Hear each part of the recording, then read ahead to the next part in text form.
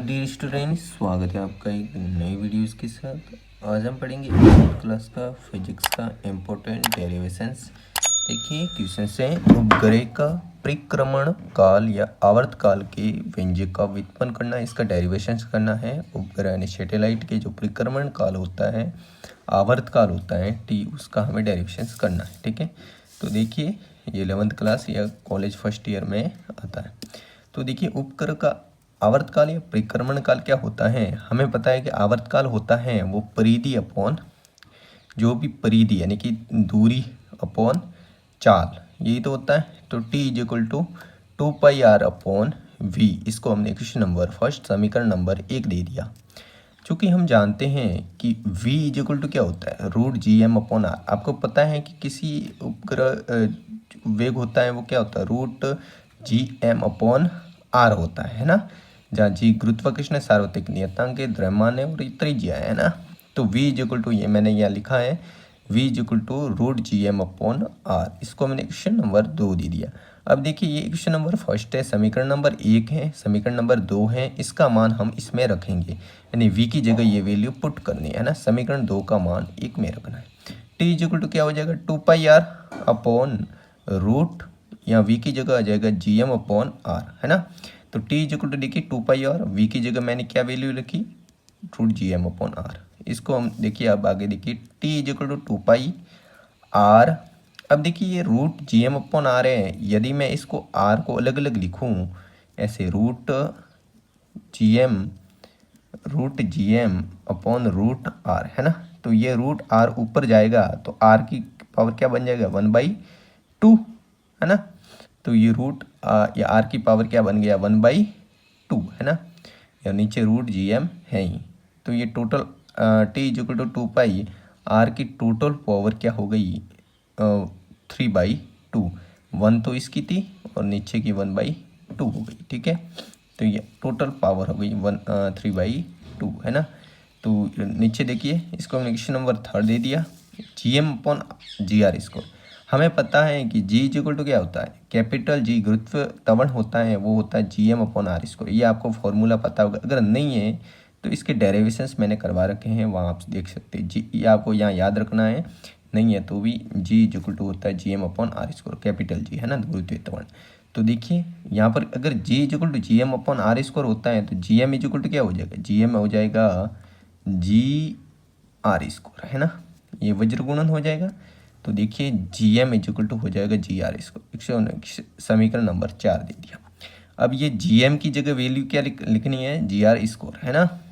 तो देखिए समीकरण नंबर 4 का मान 3 में लिखना है ना।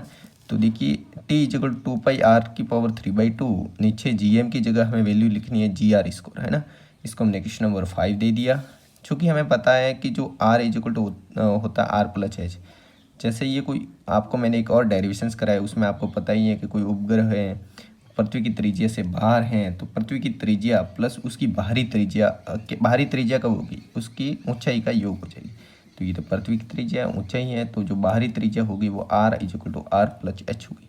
तो ये आपको पता ही है। अगर नहीं पता है तो पिछले डेरिवेशंस करवा रखे हैं उपग्रह वाले जो भी है ना, पृथ्वी वाले, तो उसमें आप देख सकते हो। उसको क्वेश्चन नंबर 6 दे दिया। आपको ये चीज़ें ध्यान में रखनी है, एक तो ये, एक ये, तो ये डेरिवेशंस आपका हो जाएगा, एक ये चीज़, है ना।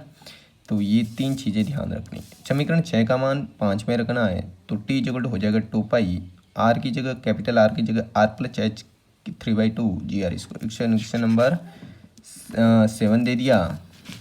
अब देखिए क्वेश्चन नंबर 7 है ना, ये 7 है।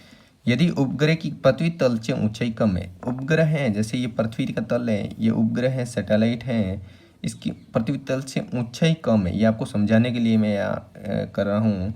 अर्थात उपग्रह पृथ्वी के समीप चक्कर लगा रहा है, यानी कि ये पृथ्वी के समीप है, उपग्रह है जो इतनी दूरी पर है भी नहीं। तो हम एच को से आर ग्रेटर मानेंगे, यानी कि जो ऊंचाई होगी उससे त्रिज्या बड़ी हो जाएगी, है ना। तो आर की तुलना में एच को हम क्या मान सकते हैं, नगण्य। तो इसकी ये एच है, इसको नगण्य यानी इसको जीरो मान सकते हैं ना। कहने का मतलब ये है, इसको हम जीरो करना है। जीरो क्या कब करेंगे, जब ये थ्योरी लिख देंगे, है ना। तो टी इज इक्वल टू देखिए आगे कैसे करेंगे इसका डेरिवेशंस।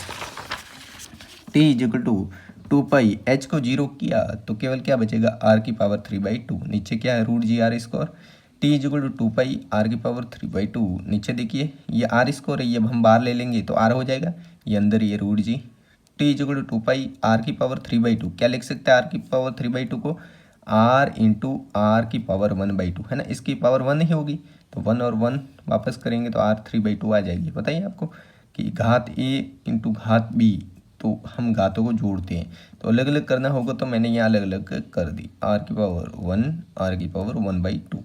नीचे देखिए आर इंटू रूट जी है, ये नीचे का तो ऐसे कैसे लिखा है, ऊपर केवल घात को तोड़ा है तो आर से आर कट जाएगा।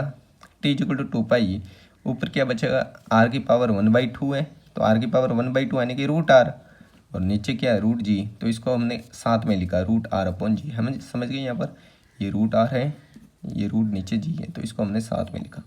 तो यही उपग्रह की क्या है आवर्तकाल है, और यही डेरिवेशंस करना है। तो आपको पूछे 1 नंबर में उपग्रह का आवर्तकाल का सूत्र लिखिए, तो ये होता है T is equal to root R upon ji.